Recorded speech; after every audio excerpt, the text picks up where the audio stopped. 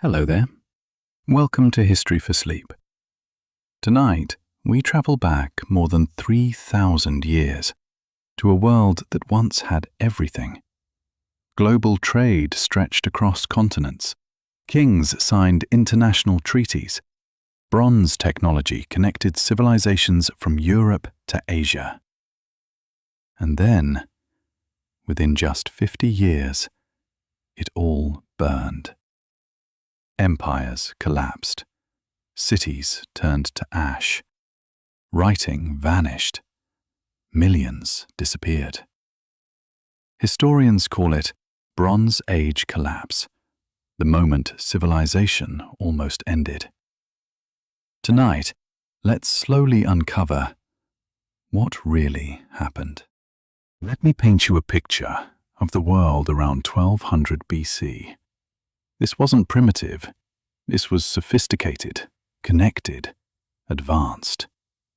We're talking about the first era of globalization. Imagine a merchant ship sailing from Egypt. It's loaded with grain, papyrus, and gold. It stops in Cyprus to pick up copper. Then it heads to the Hittite Empire in modern-day Turkey to trade for tin. Then down to Mycenaean Greece to sell finished bronze weapons. Finally, back to Egypt with olive oil and wine. One ship, 4 empires, dozens of ports. This was happening every single day. The Mediterranean was basically one giant economy. Kings sent letters to each other.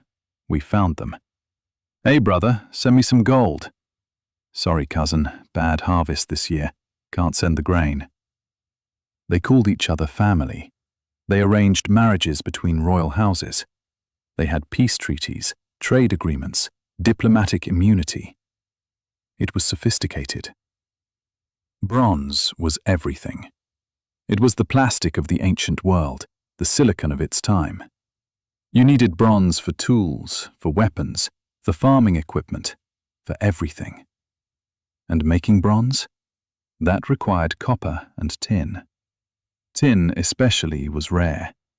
It came from Afghanistan, from England, from places thousands of miles away. So you needed these massive trade networks just to get the raw materials. The cities were incredible. Mycenae in Greece had walls so thick that later Greeks thought giants must have built them. Troy was real, not just Homer's story, an actual wealthy trading city. Hattusa, the Hittite capital, covered 400 acres with temples, palaces, and fortifications. These weren't villages. These were metropolises. The palaces controlled everything, centralized economies. Scribes tracked every jar of olive oil, every sheep, every bronze tool. We found thousands of clay tablets with inventory lists. Worker number 47 received 3 bronze chisels. Temple storehouse contains 500 jars of wine. Everything documented, everything controlled. And the military? Chariot warfare. Imagine tanks, but pulled by horses. Bronze armor, bronze weapons, professional warriors. It took years to train a chariot crew. You needed to breed special horses, craft the chariots, forge the weapons. Only empires could afford this.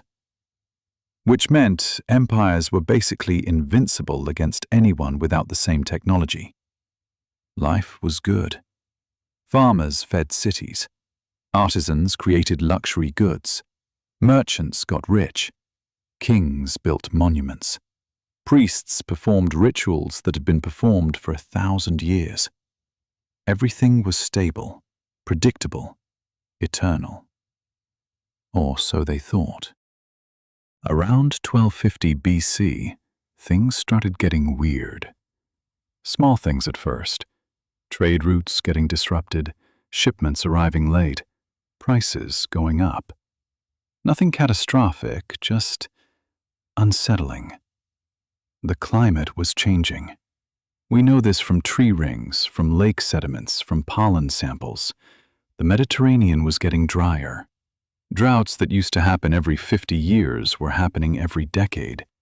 Harvests were failing. Not everywhere, not all at once, but enough to notice. Here's the thing about these palace economies. They were efficient, but fragile. Everything depended on surplus. The palace stored grain, distributed it during bad years. That's how they maintained control. But when you have back-to-back droughts, the surplus runs out. And when the surplus runs out, people get hungry. And when people get hungry, they get angry. Egypt started having problems.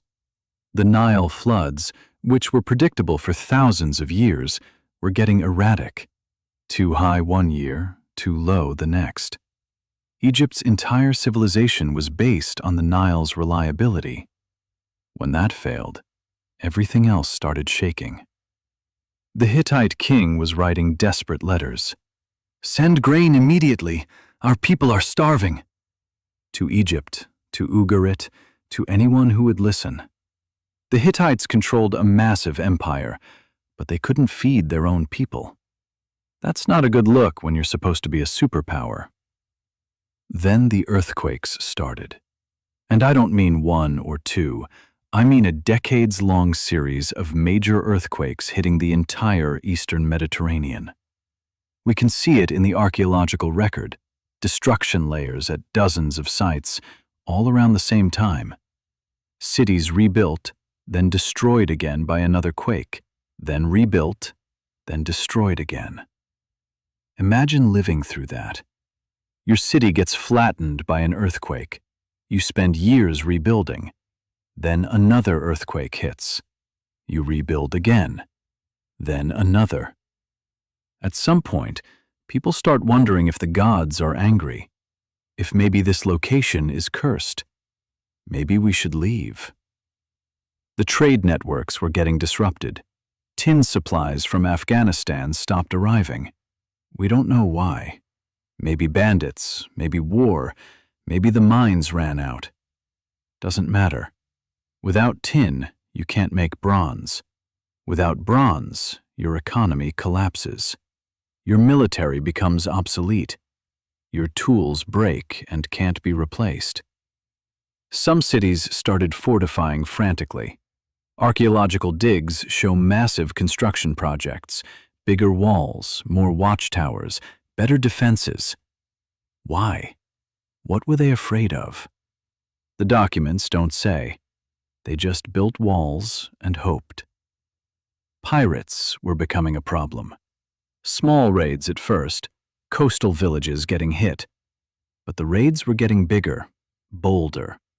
And the empires were too distracted with their own problems to police the seas effectively.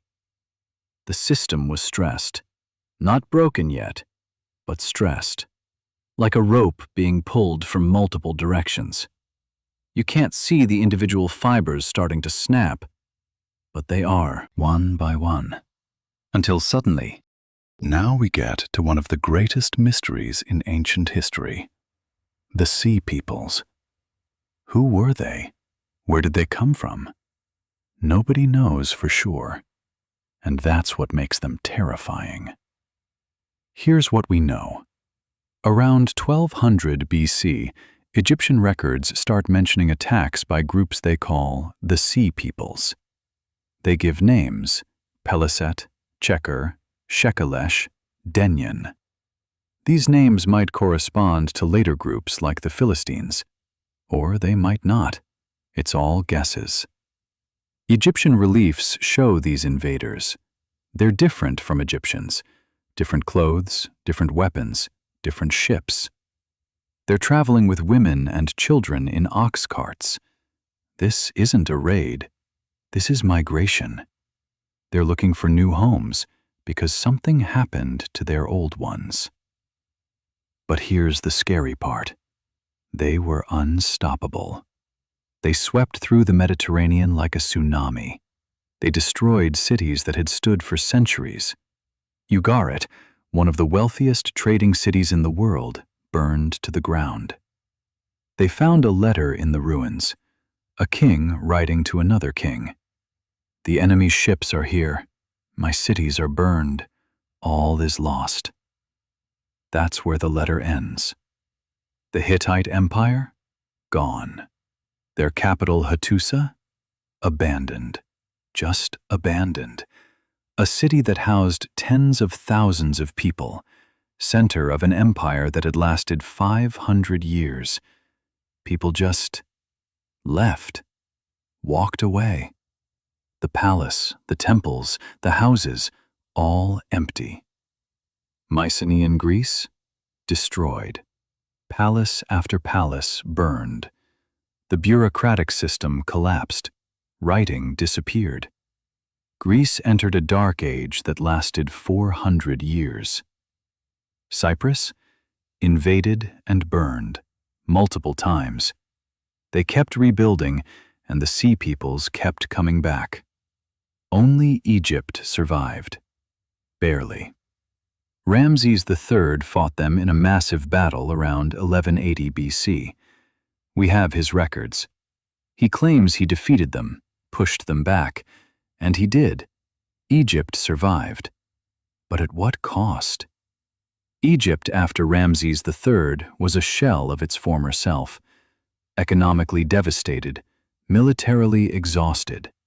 The new kingdom, the most powerful period in Egyptian history, was basically over.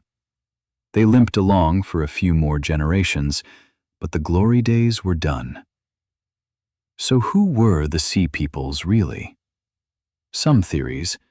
Maybe they were refugees from Mycenaean Greece after those palaces collapsed. Maybe they were Anatolian groups fleeing from something worse. Maybe they were a coalition of different groups, united by desperation. Or maybe, and this is darker, maybe there were no Sea Peoples. Not as an organized force, anyway. Maybe Sea Peoples is just what the Egyptians called anyone showing up on boats looking for food and land. Refugees, pirates, migrants, all lumped together. The symptom, not the cause. Because here's the thing. The Sea Peoples couldn't have destroyed everything by themselves. These empires had professional armies, massive walls, organized defenses. You don't just burn down civilization with some boats and bronze swords. Something else was happening. The Sea Peoples were part of it, maybe even a big part. But they weren't the whole story. The Bronze Age collapse wasn't one event. It was a cascade, a systems failure. Everything was connected, which meant when one thing fell, everything fell. Let's talk about the tin crisis. Tin sources in Afghanistan stopped producing. Maybe war, maybe the mines failed, maybe the trade routes got cut. Doesn't matter. What matters is that tin stopped flowing west. Without tin, you can't make bronze. Without bronze, your economy is in trouble. Your weapons production stops. Your tools wear out and can't be replaced. Farmers can't maintain their plows. Soldiers can't maintain their swords. It's catastrophic. So what do? You raid your neighbors for their bronze. You melt down temple decorations.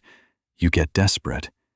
And when everyone is desperate for the same resource, you get war. Not glorious chariot battles. Desperate, brutal conflicts over scraps. The trade networks collapsed. When one region falls into chaos, merchants stop going there. Too dangerous. So they take other routes. But those routes are more expensive, less efficient. Prices go up. Goods become scarce. The economy contracts. Remember those palace bureaucracies? The ones tracking every jar of oil? They needed stability to function.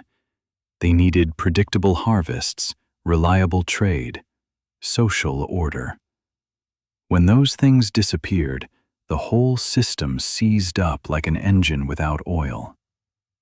The literacy crisis was real. Writing in these societies wasn't widespread. It was a specialized skill for scribes who worked for the palaces. When the palaces fell, the scribes lost their jobs.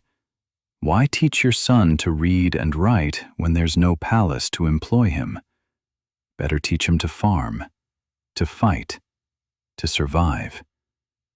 Within a generation, writing disappeared in most of the affected regions. In Greece, it was gone for 400 years. Just gone. Centuries of history, poetry, records, all transmitted orally or lost forever. The urban centers couldn't maintain themselves. Cities need food from the countryside. They need trade goods from other regions. They need taxes to maintain infrastructure. When the economy collapsed, cities became death traps. Too many people, not enough food, no way to maintain walls or aqueducts or sewers. Archaeological evidence shows people abandoning cities and returning to small village life, dispersed agriculture, herding, basically going back to Bronze Age subsistence farming. It's like if New York City's entire population decided to become farmers. That's the level of social collapse we're talking about. The military advantage of empires evaporated. Those expensive chariots, they needed bronze, trained horses, professional warriors, support staff. Small groups with basic weapons could now challenge them because the empires couldn't maintain their military edge. And iron was being discovered. Iron weapons weren't better than bronze initially, but iron ore was everywhere. You didn't need international trade networks to get it. Any local blacksmith could work with it eventually. The playing field leveled. The age of empire was over. Let's focus on Egypt, because they're the only major power that survived. But survived is doing a lot of work in that sentence. Ramses III was the last great pharaoh. He fought the Sea Peoples, and he won. Sort of. He stopped them from conquering Egypt. The reliefs at Medinet Habu show his victory: ships burning, enemies dying, Ramses triumphant. Very impressive. Also very expensive. The cost of those wars was staggering. Egypt's treasury was drained. They had to hire mercenaries because Egyptian soldiers alone weren't enough. Those mercenaries had to be paid. In a collapsing economy, that's a problem. The trade that made Egypt wealthy? Gone. The markets Egypt exported to? Destroyed. The luxury goods Egypt imported? No longer available. Egypt was suddenly alone in a burning world, and being alone doesn't pay the bills. Internal problems started immediately. Workers building royal tombs went on strike, first recorded strike in history. Why? They weren't getting paid. The government had no money. No money meant no grain rations. No grain meant hungry workers. Hungry workers don't care about building your pyramid. Corruption exploded. Officials stealing from the treasury, priests looting royal tombs for gold. When there's not enough to go around, people take care of themselves. The social contract broke down. The pharaoh's power eroded. Regional governors started acting independently. Why obey the pharaoh when he can't enforce his will? Why send taxes to the capital when you need them locally? Egypt fragmented into smaller kingdoms, each barely holding on. The third intermediate period begins. Historians call it that because massive clusterfuck doesn't sound academic enough. Foreign dynasties ruled parts of Egypt. Libyans, Nubians, whoever could grab power. The great unified kingdom was broken. But here's what's important. Egypt survived as a culture. The language continued. The religion continued. the monuments still stood. Even when political power collapsed, Egyptian civilization persisted. That's actually remarkable. Most other civilizations just ended. The scribes kept writing. Not as much, not as elaborate, but they kept the tradition alive. When things stabilized, they could rebuild based on that continuity. Greece didn't have that. When their palaces fell, everything fell with them. Egypt's survival teaches us something important. Cultural continuity matters more than political power. The Egyptians didn't see themselves as an empire. They saw themselves as Egypt, eternal and unchanging. When the empire fell, Egypt remained, just poorer, smaller, weaker, but still Egypt. The irony is that Ramses III's victory might have cost Egypt more than defeat would have. The resources spent fighting off the Sea Peoples exhausted Egypt to the point where they couldn't maintain their civilization afterward. He saved Egypt from immediate destruction, only to watch it slowly crumble under economic collapse. Let's talk about what happened to Greece, because it's absolutely wild. The Mycenaean civilization just vanished, and I mean completely. The Mycenaean Greeks were sophisticated. They had a writing system called Linear B. They built massive palaces. They traded across the Mediterranean. They were wealthy, powerful, culturally advanced. Then, around 1200 BC, it all ended. Every major Mycenaean palace was destroyed. Pylos, Mycenae, Tiryns, Thebes, all of them. Some show evidence of fire, some just look abandoned. The population of Greece dropped dramatically. Estimates suggest 75% population decline. 3 out of 4 people just gone. Writing disappeared. Linear B was only used by palace bureaucrats. When the palaces fell, nobody needed to read or write anymore. The skill was lost. For 400 years, Greece had no writing system. Zero. Nothing. A completely illiterate society. The pottery got simpler. Mycenaean pottery was elaborate, decorated, artistic. Post-collapse pottery is basic, crude, purely functional. It's like going from Renaissance art to stick figures. People moved from cities to small villages. They stopped building in stone and built in wood and mud. Construction techniques were forgotten. Metalworking skills declined. The stuff they made post-collapse is honestly embarrassing compared to what came before. Trade essentially stopped. Very little evidence of long-distance trade during the Greek Dark Age. People made do with local resources. If they couldn't get tin for bronze, they used whatever metal they could find, or just used stone tools again. But here's the fascinating part. They remembered. Not everything, not clearly, but they remembered that there was a greater age. The stories became myths. The Mycenaean kings became heroes. The conflicts became epic poetry. Homer's Iliad and Odyssey. Those poems preserve memories of the Bronze Age. The descriptions of palaces, weapons, social structures, those are all Mycenaean. Homer was writing 400 years after the collapse, but he's describing the world before it. Because people told stories. Generation after generation, they told stories. Oral tradition kept the culture alive in a way that writing couldn't have. If Mycenaean culture had been preserved only in documents, it would have died when the palaces burned. But stories? Stories survive. They change, they get embellished, but they survive. The Dark Age wasn't entirely dark. People were living, farming, raising families. Life went on. It was just simpler, poorer, more isolated.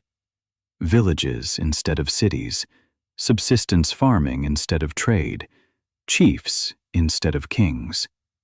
And slowly, very slowly, things improved. Population grew, trade resumed, new techniques emerged.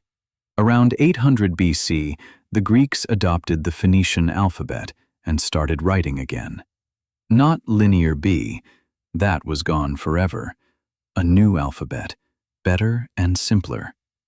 The Greek city-states emerged from the Dark Age. Athens, Sparta, Corinth. These weren't continuations of Mycenaean civilization. They were something new, built on the ruins of what came before. They learned from the past, but they weren't bound by it. By 500 BC, Greece was having its classical age. Philosophy, democracy, theater, art, science, everything we associate with ancient Greece. None of that would have happened without the collapse. The Dark Age cleared the slate, let new ideas emerge. Sometimes you have to burn down the old before you can build the new. The Hittites are one of the most fascinating cases because they were huge, powerful, and then just gone. Completely erased from history until archaeologists found them again in the 1900s. The Hittite Empire controlled most of modern Turkey and parts of Syria. They were one of the great powers, on equal footing with Egypt. They fought Ramses II to a standstill at the Battle of Kadesh, then signed history's first recorded peace treaty. They weren't some minor kingdom, they were major players. Their capital, Hattusa, was massive. Fortified walls, elaborate palaces, dozens of temples. At its peak, maybe 40,000 to 50,000 people lived there. It was one of the great cities of the Bronze Age. And then, it was abandoned. Not destroyed, not conquered, abandoned. The royal palace was deliberately set on fire. But by whom? Maybe the Hittites themselves, destroying records before fleeing. Maybe invaders. We don't know. The city was left empty. Nobody moved in after the Hittites left. It just sat there, ruins in the hills, forgotten for 3,000 years. When archaeologists found it, they found thousands of clay tablets with Hittite writing. That's how we know about them. Without those tablets, they'd be lost to history completely. The Hittite Empire fragmented into smaller kingdoms in Syria. These Neo-Hittite states continued for a few more centuries, but they weren't the empire. They were just remnants, shadows of what once was. What happened? Climate change is part of it. The Hittite homeland in Anatolia was already marginal for agriculture. When droughts hit, they couldn't feed their population. Those desperate letters about grain? They were trying to hold off disaster. Invasion is part of it. Groups moving into Hittite territory, maybe fleeing their own disasters. The Hittites couldn't defend their borders while also dealing with internal collapse. But the real killer was probably the collapse of the system. The Hittites depended on tribute from subject states, on trade, on a functioning economy. When the Mediterranean trade network collapsed, the Hittites lost their economic foundation. The empire couldn't pay its armies, couldn't maintain control, couldn't function. The interesting question is why they abandoned Hattusa. If you're the Hittite king and your empire is collapsing, why set fire to your own palace? Why leave your capital? One theory, they were retreating to a more defensible position, taking what they could carry and destroying what they couldn't. But why not just move the government to another city? Why abandon the concept of a capital city entirely? Another theory, social collapse happened so fast that the government ceased to exist. Everyone just left, returning to their home regions. The king, the bureaucracy, the whole apparatus, it dissolved. The fire was looters, or maybe just an accident after everyone was gone. The Hittite language eventually died out. Their writing system was forgotten. Their history was erased. Only their architecture remained, and even that was misattributed for millennia. People thought Romans built Hattusa. It took modern archaeology to discover the truth.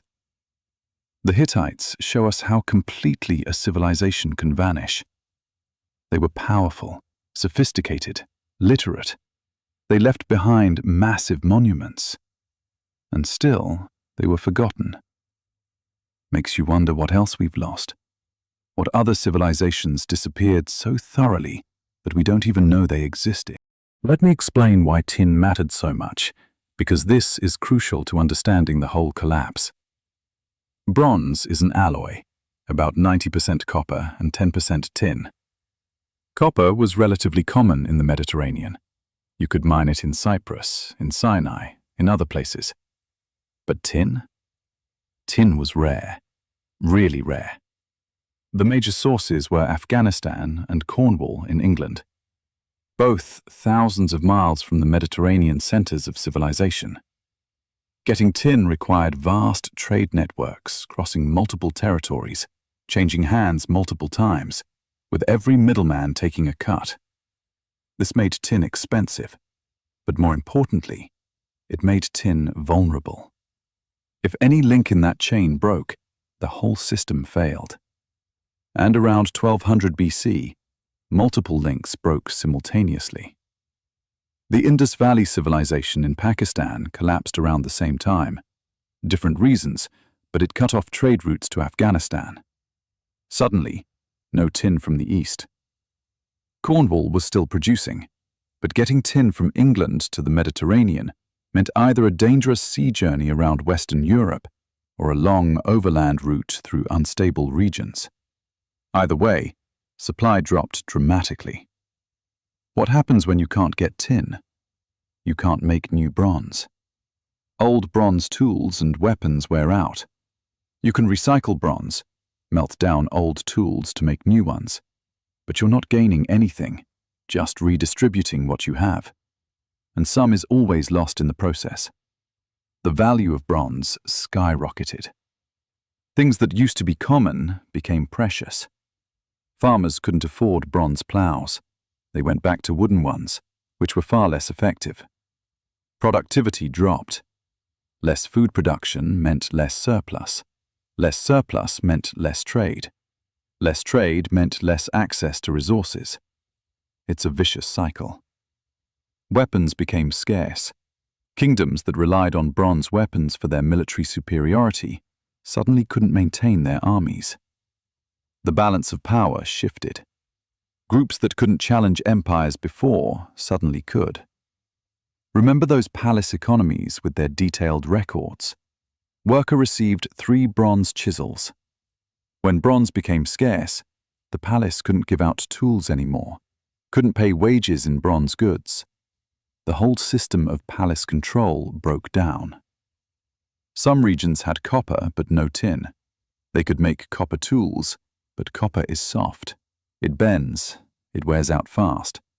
It's not good for weapons or heavy-duty tools.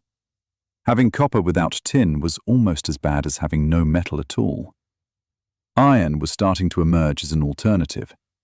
Iron ore was common, available locally in most regions. But iron working is harder than bronze working. Higher temperatures needed, different techniques. The knowledge wasn't widespread yet. The economic collapse was systemic. It wasn't just tin, it was everything. The trade networks that brought tin also brought other goods: copper, timber, grain, wine, olive oil, textiles, luxury goods. When the network broke down, everything stopped moving.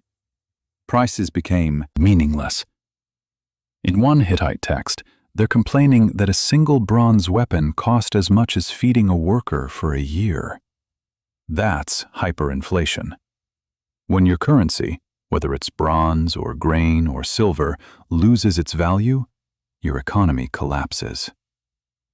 The palace economies were especially vulnerable because they were centralized.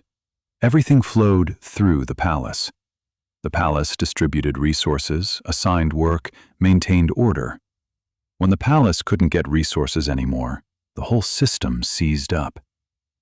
It's like if every corporation in America suddenly couldn't get electricity. Everything would stop. Here's something that's become clearer with modern research. Climate change wasn't just a factor in the Bronze Age collapse. It might have been the primary trigger for everything else. Scientists have analyzed tree rings, lake sediments, pollen samples, ice cores. The data is consistent. The Mediterranean underwent a severe climate shift around 1200 BC. Temperatures dropped slightly, but more importantly, rainfall patterns changed dramatically. We're talking about a decades-long mega drought. Not just one bad year, or even one bad decade. Multiple generations of below-average rainfall, failed harvests, and degraded agricultural land. For societies that depended on predictable agriculture, this was catastrophic. The whole civilization was built on surplus. You grow more food than you need, store the surplus, use it to feed non-farmers like soldiers, priests, artisans, bureaucrats. Without surplus, that whole system collapses. The drought wasn't uniform. Some regions were hit harder than others. This created refugees, people fleeing areas where they couldn't farm anymore, looking for anywhere that still had water and arable land. Mass migrations. Desperate people moving into regions that were already stressed. Egypt depended on the Nile flood. Every year, like clockwork, the Nile would flood, depositing nutrient-rich silt on the fields. Egyptian agriculture was incredibly productive because of this. But the Nile floods come from rainfall in the Ethiopian highlands.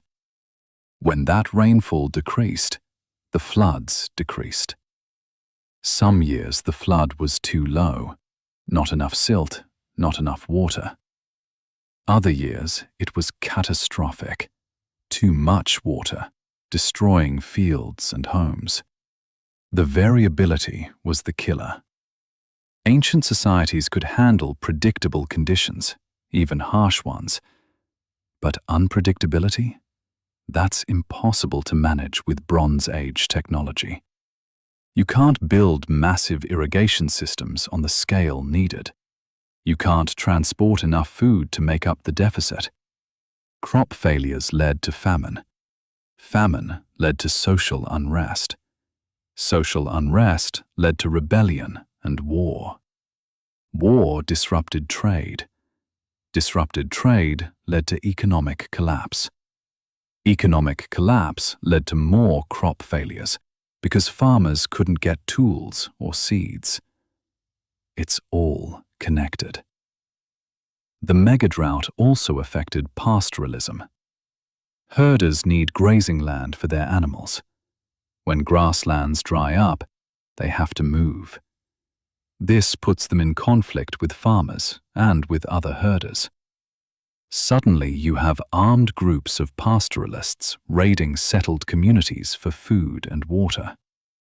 Some researchers think the Sea Peoples were climate refugees. Groups from the northern Mediterranean or Anatolia fleeing drought in their homelands. They weren't invaders in the traditional sense.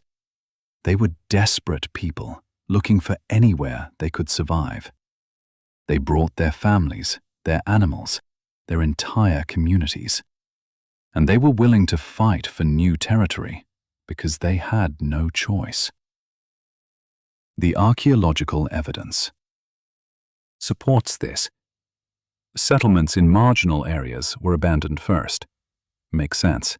When rainfall drops, marginal land becomes uninhabitable before good land does.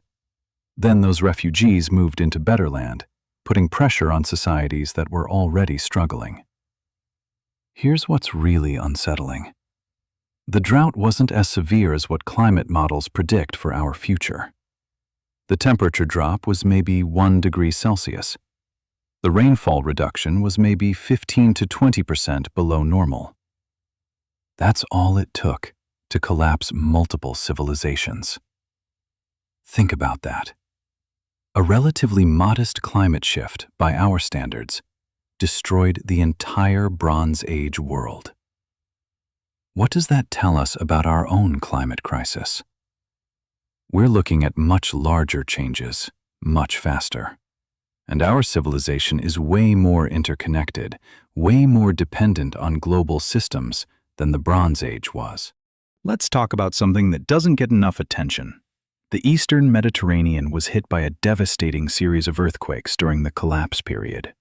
We're not talking about one big earthquake. We're talking about a seismic crisis lasting decades, possibly triggered by movements of the African tectonic plate pushing against the Eurasian plate. The entire region was shaking apart. Archaeological evidence shows destruction layers at site after site dated to around 1200 BC. Buildings collapsed, walls fell, fires started by overturned oil lamps spread through cities. These weren't isolated incidents. This was happening everywhere. Troy was destroyed by earthquake. Mycenae shows earthquake damage. Tiryns, Pylos, Medea all show evidence of seismic destruction. In Cyprus, multiple cities were destroyed. In the Levant, coastal cities were hammered. Even Hattusa shows possible earthquake damage. Here's what makes earthquakes especially devastating. They destroy infrastructure. Your walls fall down, now your city is defenseless. Your grain storage collapses, now you have no food reserves. Your palace burns down, now your government is disrupted. Your harbor facilities are destroyed, now you can't trade. And they're random. You can prepare for war, for drought, for economic problems. But earthquakes? They just happen. No warning, no way to prevent them, just sudden destruction. The psychological impact was huge. Ancient people interpreted earthquakes as divine anger. The gods were literally shaking the earth beneath their feet. When earthquake after earthquake hit, people started thinking their location was cursed, that the gods wanted them to leave. So they did. The earthquakes also triggered tsunamis. We have evidence of tsunami deposits in coastal areas around the Mediterranean. A major earthquake in the Eastern Med could send waves crashing into coastal cities within hours. Cities built right on the water, prime targets. Imagine you're living in a Bronze Age city. First, there's a drought. Harvests are failing. Food is scarce. Then an earthquake hits. Buildings collapse. People die. You rebuild. Then trade disrupts. You can't get bronze tools to repair things properly. Then another earthquake. Then raiders show up, maybe fleeing their own disasters. Then another earthquake. At some point, you just give up. You leave.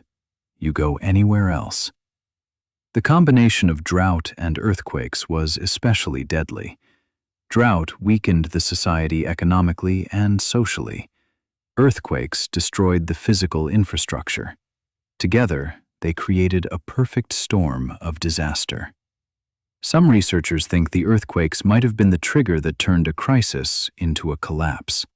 Societies under stress from drought and economic problems could have handled that alone, maybe. But add in multiple earthquakes destroying cities? That's too much. The earthquakes also disrupted the trade routes. Ports destroyed by tsunamis couldn't function. Roads, blocked by landslides, couldn't carry goods. If you're a merchant, why risk traveling dangerous routes through earthquake-damaged regions when you might die or lose your cargo? The pattern of destruction suggests what geologists call an earthquake storm, a period when multiple major earthquakes hit a region in quick succession. These happen sometimes. The stress builds up along fault lines, then releases in a cascade of quakes over a few decades. Bad luck? Or was there something else going on? Some researchers speculate that climate change and earthquake activity might be linked. Changes in sea level from ice melt can affect crustal stress. Changes in groundwater from drought can affect fault stability. It's complicated, but there might be connections. What we know for sure: the Bronze Age civilizations faced not just human threats and economic problems, but natural disasters they couldn't predict or prevent. That combination was fatal. One of the most tragic aspects of the Bronze Age collapse was the loss of writing. Entire writing systems just vanished, and with them, centuries of accumulated knowledge. Linear B in Greece disappeared completely. The Mycenaean palaces used it to keep records, inventories, tax records, worker assignments, all the bureaucratic stuff that kept palace economies running. When the palaces fell, those records weren't needed anymore. The scribes who knew how to read and write Linear B died without teaching anyone. For 400 years, Greece had no writing system. None. Everything was oral tradition. Stories, laws, religious practices, all memorized and passed down verbally. When the Greeks finally adopted writing again, they used the Phoenician alphabet. Linear B was so thoroughly forgotten that modern scholars had to decipher it from scratch in the 1950s. The same thing happened with Hittite cuneiform in Anatolia. The Hittites had a sophisticated writing system adapted from Mesopotamian cuneiform. They wrote everything down: treaties, laws, religious texts, historical records. When the Hittite Empire collapsed, that writing system died with it, completely forgotten until archaeologists found Hattusa. Even in places where writing survived, it declined drastically. Egyptian writing continued, but fewer people could read and write.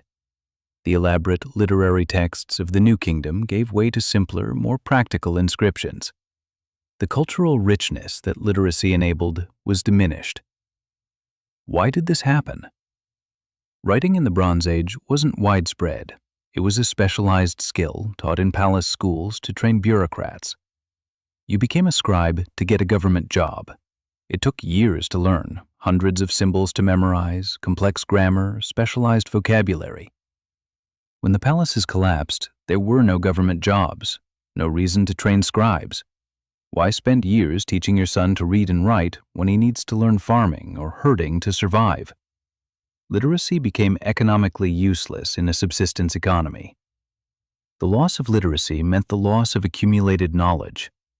Medical texts, agricultural manuals, architectural techniques, mathematical knowledge, all lost. Some survived in oral tradition, but most was gone forever. We can see this in the archaeological record.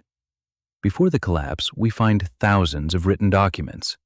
After the collapse, almost nothing for centuries. The silence in the historical record is deafening. What was lost? We'll never know completely, but think about what Bronze Age civilizations knew. They could navigate by the stars. They understood metallurgy well enough to create various bronze alloys. They had mathematical and accounting systems. They had medical knowledge. Egyptian surgery was quite sophisticated. They had accumulated wisdom about agriculture, architecture, engineering. Some of that knowledge was preserved orally, some was rediscovered, but much was simply lost. When classical Greece emerged from the Dark Age, they had to reinvent or relearn much of what Mycenaean Greece had known. The loss of literacy also meant the loss of history. The Hittites were completely forgotten. Future generations of Greeks remembered their Bronze Age past only through mythology. The detailed historical records that could have told us exactly what happened during the collapse? Gone. We're left piecing together fragments. Here's the scary part. Literacy is fragile. It requires infrastructure, institutions, economic support. It needs schools, teachers, materials, and, most importantly, a reason to exist. When civilization collapses, literacy often goes with it. It's happened multiple times in history. The Bronze Age collapse shows us that knowledge can be lost. Not just individual facts or techniques, but entire systems of knowledge. And once lost, it takes centuries to rebuild. Not everyone collapsed. The Phoenician cities, Tyre, Sidon, Byblos, actually did pretty well. Understanding why tells us a lot about what went wrong everywhere else. The Phoenicians were coastal traders based in what's now Lebanon. They were part of the Bronze Age world, connected to the same trade networks. But they survived and even thrived after the collapse. How? First, they were decentralized. The Phoenicians weren't an empire. They were independent city-states that cooperated when it suited them. When one city had problems, the others weren't dragged down. Compare that to the palace economies, where everything depended on one central authority. Second, they were flexible. The Phoenicians didn't depend on one trade route or one commodity. When the tin trade from Afghanistan collapsed, they found other things to trade. Purple dye from murex shells, cedar wood from Lebanese forests, skilled craftsmanship. They adapted. Third, they were maritime focused. The chaos on land didn't affect them as much because their wealth came from sea trade. When overland routes became dangerous, they stuck to their ships. Pirates were a problem, but manageable. Fourth, and this is key, they kept it simple. No massive bureaucracies, no elaborate palace economies with scribes tracking every jar of oil. Just merchants making deals, adapting to market conditions. When times got tough, they could adjust quickly without needing government approval. The Phoenicians also innovated. They improved ship design, making vessels that could sail farther and carry more. They established colonies around the Mediterranean, places like Carthage, that would become powerful in their own right. They spread out, diversified their risk. And they kept literacy alive. The Phoenician alphabet, which later became the basis for Greek and Latin alphabets, was simpler than the writing systems that died out. Instead of hundreds of symbols, they had 22 letters. Anyone could learn it. Writing wasn't just for elite scribes anymore. This democratization of literacy was revolutionary. It meant knowledge could spread more easily. It meant more people could participate in commerce and government. It made Phoenician society more resilient. The Phoenicians show us that the Bronze Age collapse wasn't inevitable. The right structure, the right strategies, the right adaptability, these could let you survive even when the world was burning around you. Of course, the Phoenicians had advantages: good harbors, access to valuable resources like cedar, a strategic location. But other places had advantages too, and still collapsed. The difference was how they used those advantages. The lesson here is about resilience through flexibility. The great empires were powerful but rigid. The Phoenicians were smaller but adaptable. When crisis hit, the empires couldn't change fast enough. The Phoenicians could. This pattern repeats throughout history. It's often not the biggest or strongest that survive. Catastrophe. It's the most adaptable. The organisms that can change their strategy, that aren't locked into one way of doing things, that's who makes it through. The Phoenicians eventually faded too. Carthage was destroyed by Rome. The Phoenician cities were conquered by various empires. But they lasted much longer than the Bronze Age kingdoms. They transitioned through the collapse and came out the other side still functioning. That's success. Let's talk about iron, because iron changed everything. It was the technology that made bronze obsolete and empires vulnerable. Iron swords weren't better than bronze swords, not initially.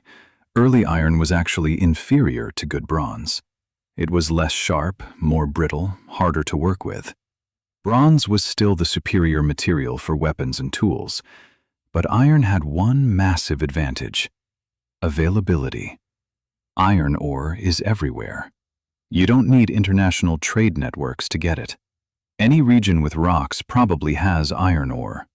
You can mine it locally, smelt it locally, use it locally. Bronze required copper and tin from different sources, often hundreds or thousands of miles apart. The supply chain was complex, expensive, vulnerable. Iron? Much simpler. Harder to work with, yes, but you could do it yourself. When the Bronze Age trade networks collapsed, suddenly bronze wasn't available to most people. The tin supply dried up. You couldn't make bronze even if you had copper. But iron? Iron was still there. Anyone who could figure out iron working had a huge advantage. The technology spread quickly, probably because there was such desperate need. Blacksmiths experimented, shared knowledge, improved techniques. Within a few generations, iron working went from crude to sophisticated. Carburization was the key innovation. If you heat iron in the presence of carbon, from charcoal, the carbon diffuses into the iron, creating steel. Steel is harder than bronze, holds an edge better, is more durable. Once blacksmiths figured this out, iron became superior to bronze. The military implications were enormous. Bronze Age warfare was dominated by chariot aristocracies. Chariots were expensive. Bronze armor and weapons were expensive. Only kingdoms could afford to field large, bronze-equipped armies. But iron was cheap. A farmer could own an iron sword.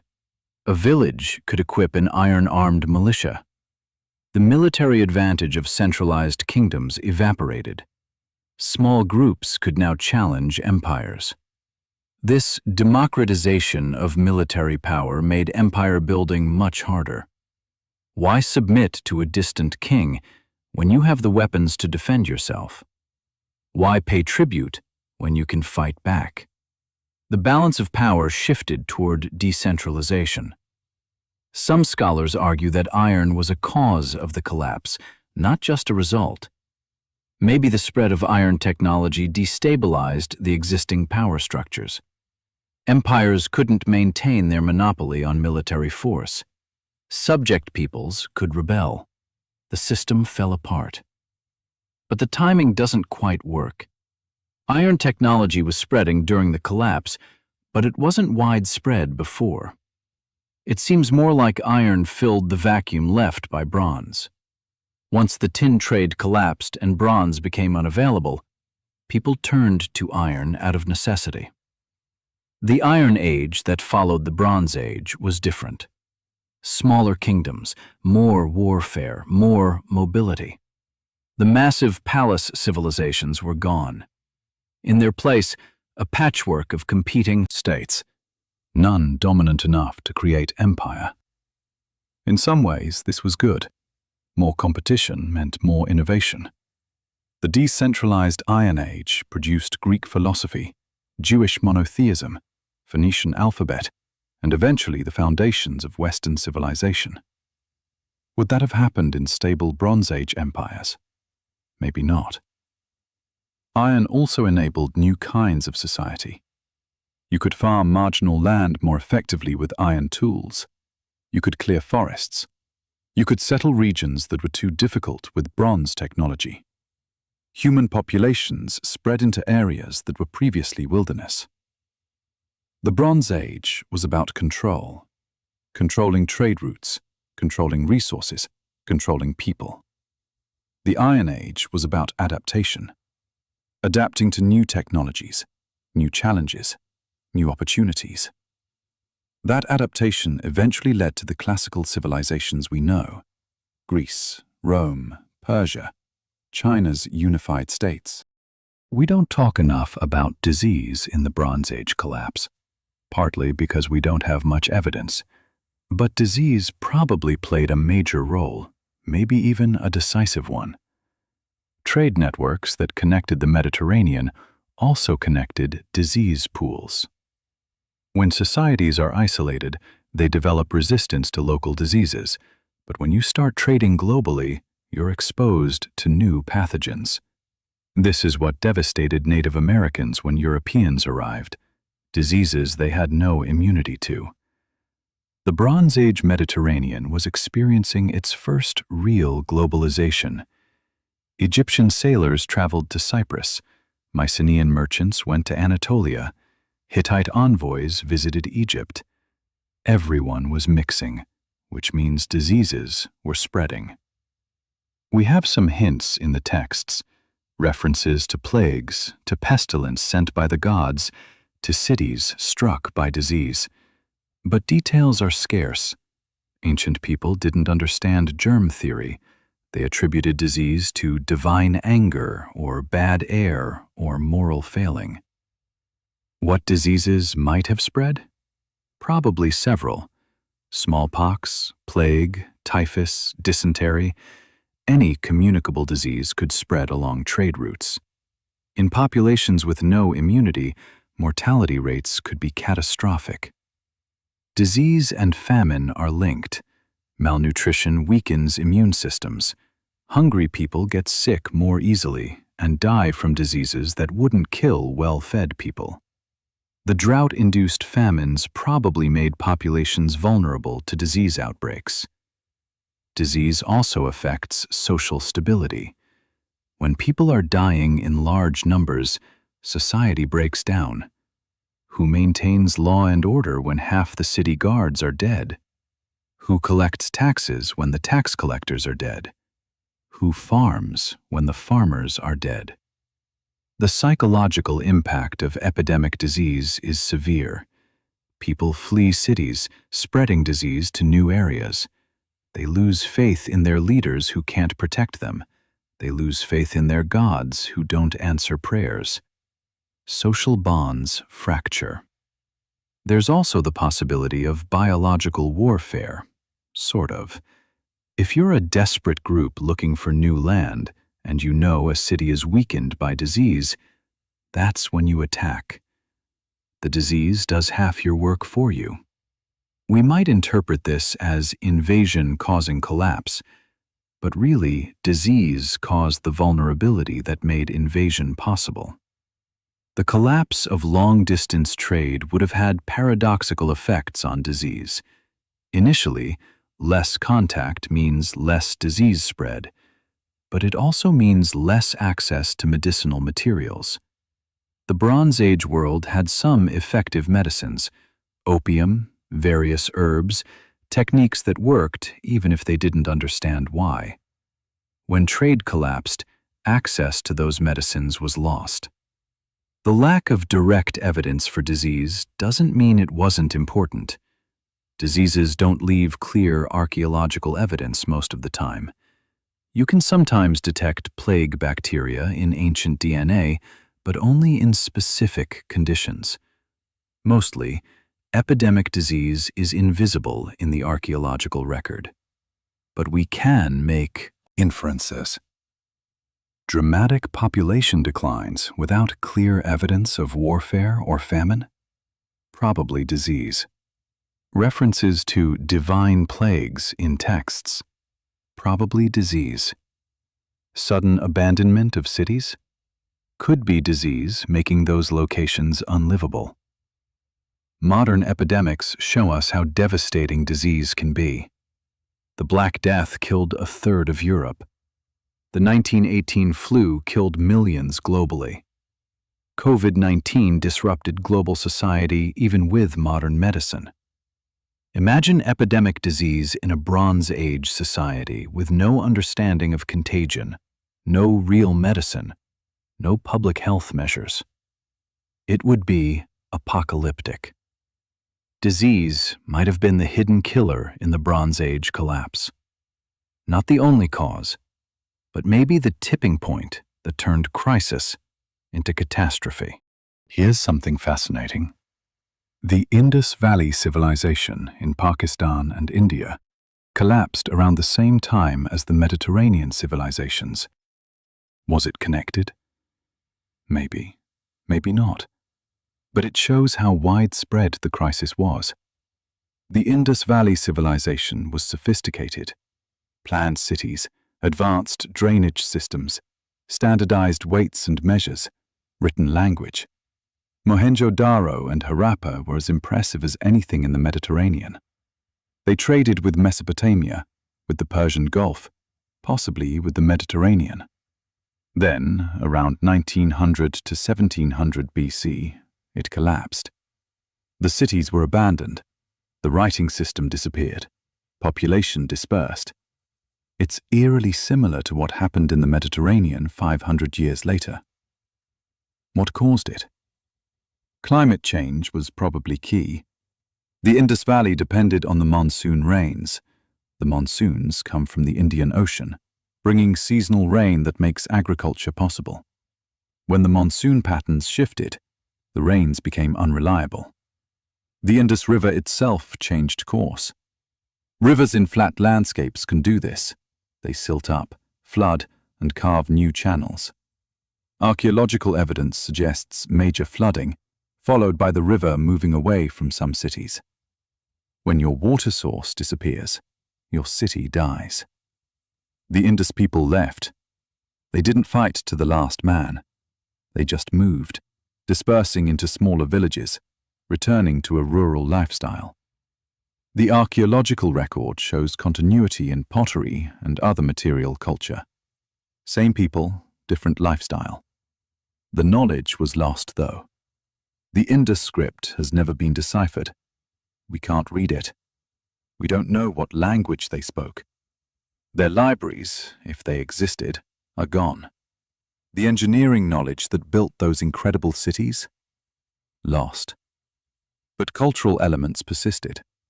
Some religious symbols from the Indus civilization show up in later Hinduism. Some city planning principles continued in later Indian cities.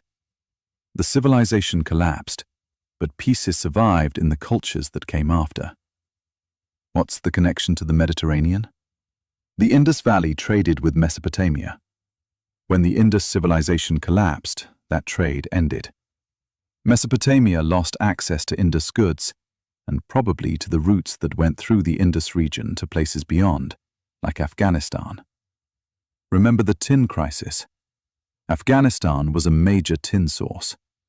The collapse of Indus civilization probably disrupted trade routes to Afghanistan. That might have contributed to the tin shortage that helped collapse the Bronze Age Mediterranean. Everything's connected. Or maybe it's just coincidence. Climate change was global. Drought hit many regions simultaneously. The Bronze Age world wasn't as interconnected as ours. Maybe these were parallel collapses, triggered by similar environmental factors, not directly linked. Either way, the Indus Valley case shows that the Bronze Age collapse wasn't just a Mediterranean problem. It was a global crisis affecting multiple civilizations simultaneously. That suggests a common cause, probably environmental. The lesson is that no civilization is immune. The Indus Valley had everything going for it: technology, organization, trade, wealth.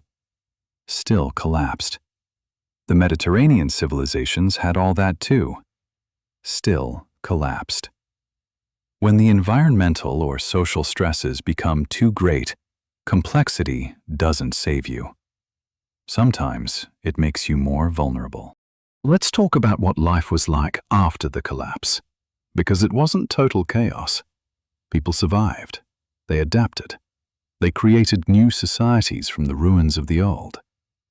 The period after the Bronze Age collapse is called the Iron Age, but the early part is sometimes called the Greek Dark Age. Dark not because it was evil, but because we know so little about it. No written records, less impressive archaeology. It's dark to historians, literally. People lived in small villages instead of cities. Extended families, maybe 100 people per settlement. They farmed, raised animals, made their own tools. Basically, subsistence agriculture. Everything you needed, you made yourself or traded with neighbors. No palaces, no kings, no centralized government. Local chiefs, maybe, chosen for their ability to lead. Much more egalitarian than the palace societies. The rigid hierarchies of Bronze Age civilization were gone. Life was simpler, but probably not worse for most people. Bronze Age palace economies were exploitative. The average farmer worked hard to produce surplus that the palace took as tax. After the collapse, farmers kept what they produced. No tax collectors, no forced labor on palace projects. For common people, life might have actually improved. But there was less security. No army to protect you from raiders. If bandits attacked your village, you fought them off yourself, or you died. No authority to appeal to for justice. If someone wronged you, you handled it yourself. It was rougher, more dangerous in that sense. Trade didn't disappear entirely. It shrank dramatically. You traded locally with nearby villages. Long-distance trade was rare and dangerous. But it happened. Phoenician merchants still sailed. Some luxury goods still moved around. Just much less than before. Technology regressed in some ways. Pottery got simpler. Metalworking was cruder. People forgot how to build in stone. But technology also advanced in other ways. Ironworking improved. Agriculture adapted to new conditions. People learned new survival strategies. The oral tradition was crucial. In the absence of writing, all cultural knowledge was memorized. Stories, songs, genealogies, laws, religious practices. Everything was oral. This created a culture of professional memory. Bards and singers weren't just entertainers. They were librarians, historians, teachers. Homer's epics, the Iliad and Odyssey, come from this oral tradition. They were composed during the Dark Age, telling stories about the Bronze Age. Centuries of oral transmission before someone finally wrote them down. That they survived at all is remarkable. The stories changed over time, obviously. Details got mixed up. Chronology became confused. Historical events turned into myths. But the core cultural identity persisted. Greeks in 500 BC still knew they were connected to the Mycenaeans, even if they didn't understand how. Religious practices continued.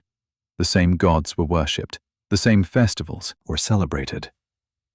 Religion provided continuity through the chaos. It gave people a sense of connection to the past and hope for the future.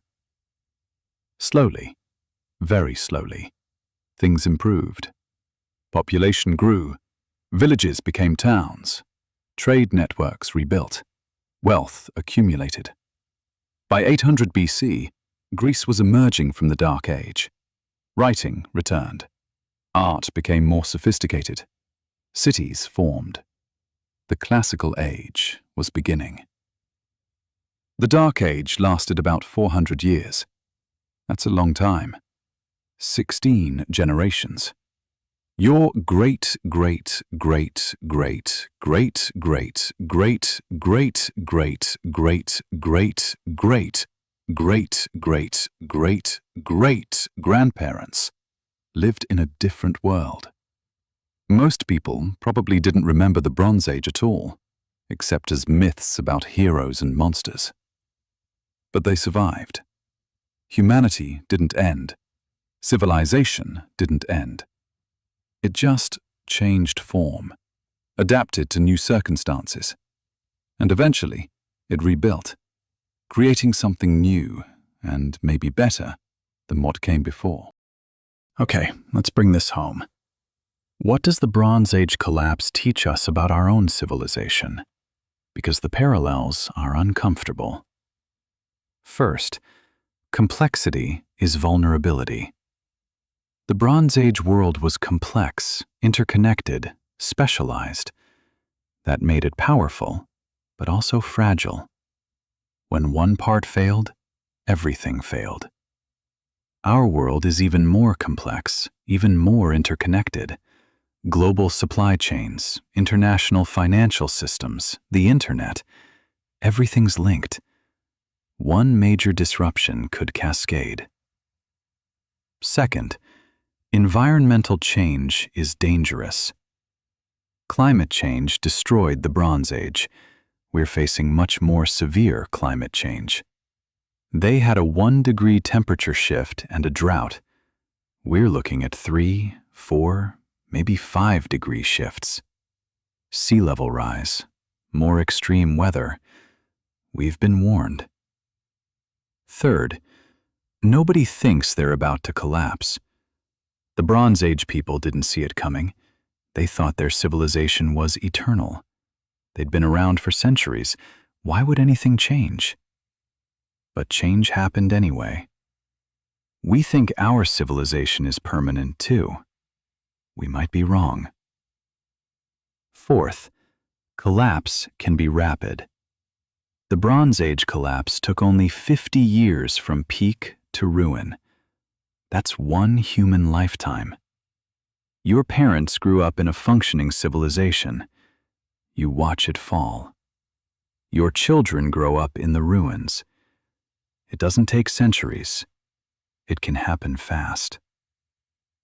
Fifth, trade dependencies are risky. Bronze Age civilization depended on tin from Afghanistan. When that supply was cut, everything fell apart. We depend on oil from the Middle East, rare earth elements from China, food from industrial agriculture. What happens if those supplies are disrupted? Sixth, the wealthy won't save you. Bronze Age elites built palaces while common people starved. When collapse came, the palaces burned and the elites fled or died. Wealth doesn't protect you from systemic collapse. If anything, it makes you a target. Seventh, writing and knowledge can be lost. We think digital technology preserves everything, but it's actually fragile. It requires infrastructure, electricity, expertise. If civilization collapsed, could we read digital files? Would future archaeologists find our data, or just corrupted hard drives? Eighth, war makes everything worse. The Bronze Age world was fighting over scarce resources when they should have been cooperating to solve shared problems. We're doing the same thing. Climate change, pandemics, economic crises, these require cooperation. We're getting nationalism and conflict instead. Ninth, there's no reset button. The Bronze Age collapse led to a 400-year dark age. Generations of diminished life, lost knowledge, human suffering. If our civilization collapses, we can't just reload a save file and try again. The consequences are real and lasting. But also, 10th, humans survive. The Bronze Age collapse wasn't the end of humanity. People adapted, persevered, rebuilt. It was horrible, but survivors made it through. Whatever happens, humans are resilient. We might lose civilization, but we probably won't lose humanity itself. So what do? We can't prevent all collapse scenarios. Complexity has benefits that we're not willing to give up. But we can build resilience, diversify supply chains, reduce environmental damage, maintain multiple redundant systems, preserve knowledge in multiple formats. We can learn from the Bronze Age. Don't assume permanence. Don't ignore warning signs. Don't let short-term profits override long-term survival. Don't create systems so complex and interdependent that one failure destroys everything. The Bronze Age collapse is both a warning and a lesson. Yes, civilizations can fall. Yes, it can happen to us. But also, humans endure. We rebuild. We learn. We create something new from the ruins of the old. The question is, do we want to learn those lessons through experience? Or can we learn from history instead?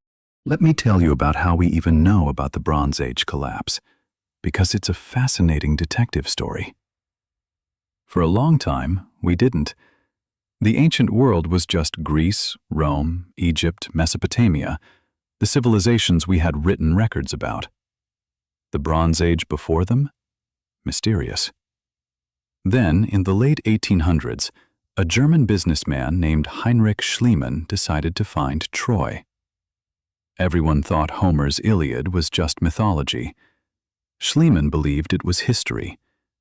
He used the Iliad as a guide and actually found Troy. Not just one Troy, 9 cities stacked on top of each other. That opened the floodgates. Archaeologists started digging everywhere. Arthur Evans found Mycenae and the Minoan civilization in Crete. Hugo Winkler found Hattusa, the Hittite capital. John Marshall found Mohenjo-Daro in the Indus Valley. Suddenly, we had a whole lost world. But understanding what happened was harder. The sites showed destruction, abandonment, decline. But why? Archaeological sites don't come with explanations. You find burned buildings, collapsed walls, pottery styles changing. You have to figure out what it means. The Linear B tablets at Pylos helped. They were clay tablets with writing, used for palace administration. The tablets were meant to be temporary. Once the records were transferred, the tablets would be recycled. But when the palace burned, the tablets baked in the fire, preserving them accidentally. Michael Ventris deciphered Linear B in 1952. Turned out it was an early form of Greek.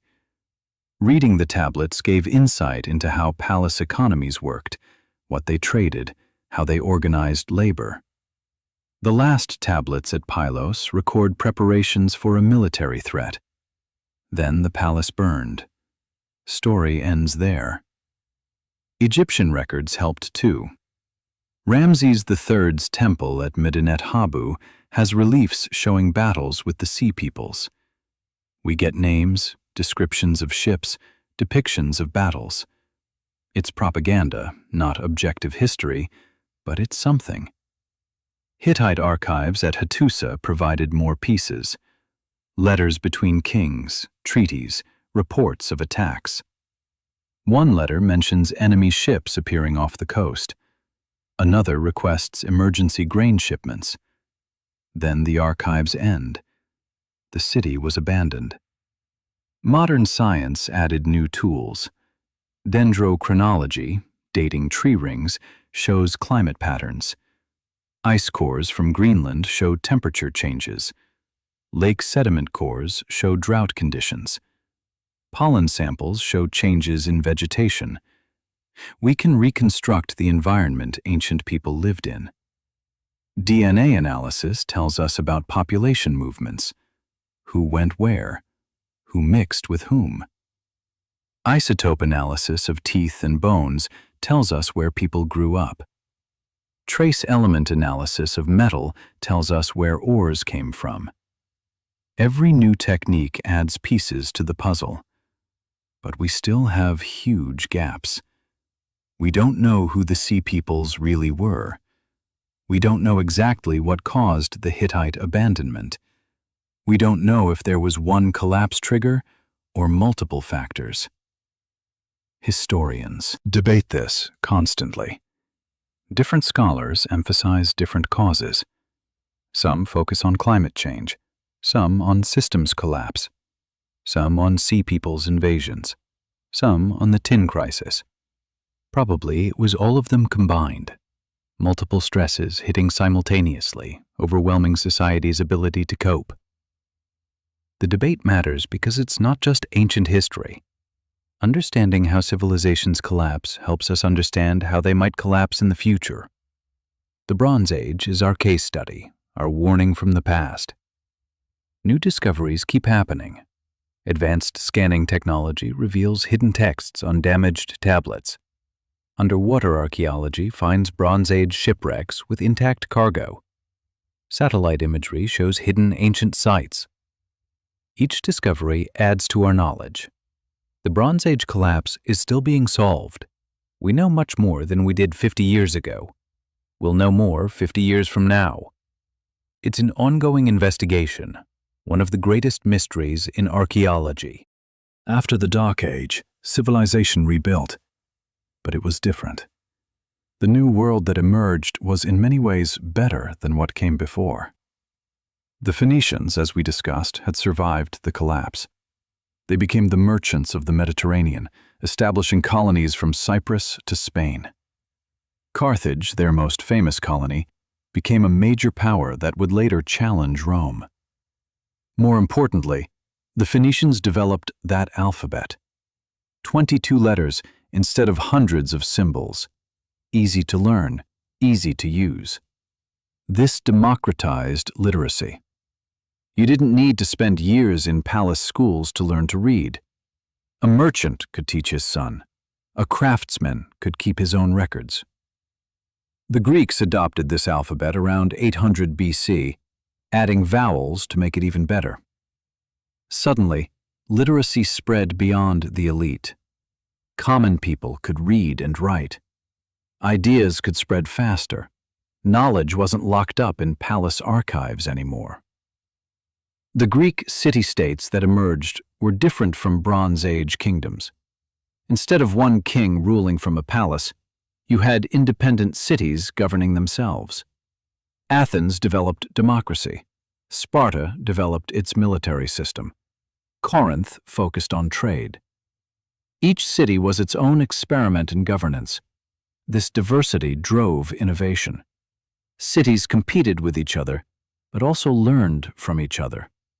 Good ideas spread, bad ideas got discarded. The cultural evolution was rapid. Greek philosophy emerged. Thales, Pythagoras, Heraclitus, thinkers asking fundamental questions about the nature of reality. This wouldn't have happened in palace societies where questioning authority was dangerous. The decentralized Greek world allowed intellectual freedom. Greek literature flourished. Homer's epics were written down. Dramatists like Aeschylus and Sophocles wrote plays. Poets like Sappho composed lyrics. A literary culture developed that influenced all of Western civilization. Greek science began. Mathematicians like Euclid, physicists like Archimedes, astronomers who mapped the stars, medical researchers like Hippocrates. They were trying to understand the world through observation and reason, not just mythology. The Assyrians, and later the Persians, built new empires in the Near East.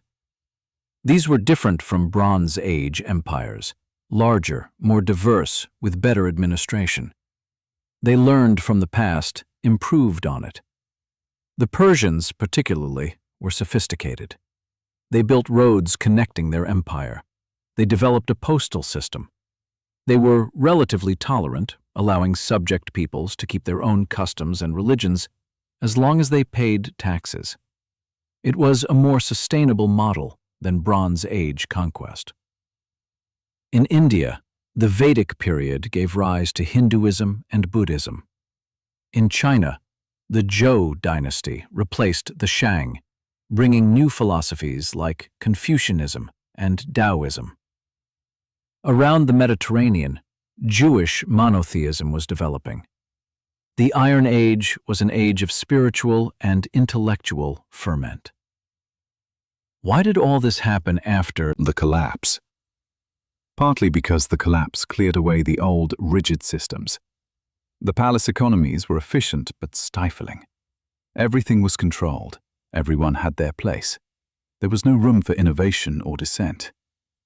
After the collapse, that control was gone. People were free to experiment, to think differently, to create new forms of social organization. The result was an explosion of creativity. It's like forest fires. Forests occasionally need to burn to clear away old growth and make room for new. The fire is destructive, but it creates conditions for renewal. The Bronze Age collapse was civilization's forest fire. That's not to say the collapse was good. It wasn't. Millions suffered and died. Centuries of knowledge were lost. The Dark Age was real and painful. But from that destruction came rebirth.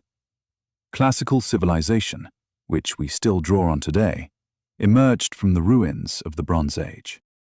So what's the final lesson of the Bronze Age collapse? That nothing lasts forever. That civilizations, no matter how powerful, are temporary. But also that humanity endures. The Bronze Age people thought their world was eternal. They'd been around for centuries. Their palaces seemed permanent, their trade networks unbreakable, their gods unchanging. They were wrong. In just 50 years, everything fell apart. Rome would later think itself eternal. Then Rome fell. Medieval Europeans thought their system would last forever. Then it changed. Every civilization thinks it's the end point of history. None of them are. We're no different. We look at our technology, our global economy, our interconnected world, and we assume it will continue indefinitely. Why wouldn't it? It's all we've known. But the Bronze Age collapse teaches us that complexity doesn't equal stability. Sometimes it's the opposite.